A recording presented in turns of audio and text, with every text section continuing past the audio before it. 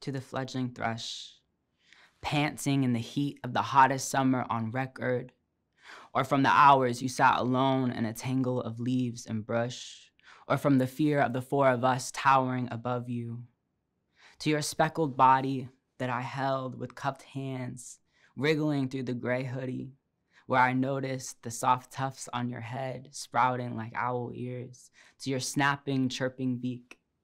We called wildlife rehabilitation centers. None of them took birds. They said not to touch you. They said some are born to die, that nature finds a way to survive. They said now there is a line where trees become concrete, trails become drive-throughs, and bird songs become telephone wires, where rivers become bottled and mixed with salt to keep us thirsty.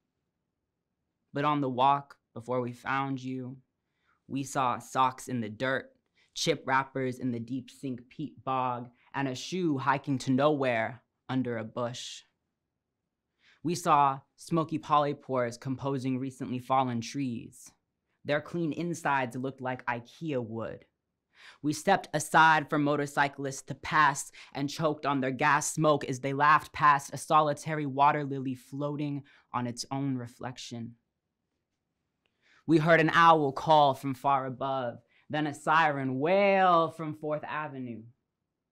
At the end of the path, we were greeted by a porta potty that smelled like it was leaking, an empty gravel lot, and a 7-Eleven, and a log cabin unmarked that was once a real estate office used to sell stolen land.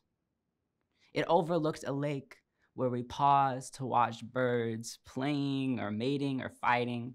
It was impossible to tell, but it looked like paradise.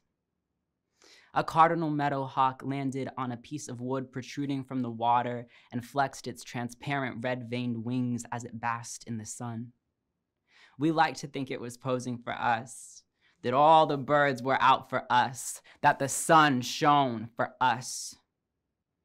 I took pictures, but not of the socks in the dirt, or the chip wrappers, or the shoe, or of you, because I left you in the bush and drove away and ate ice cream frozen by liquid nitrogen and reveled at the way it stuck to my tongue, like the memory of you has stuck to me even after you have melted away.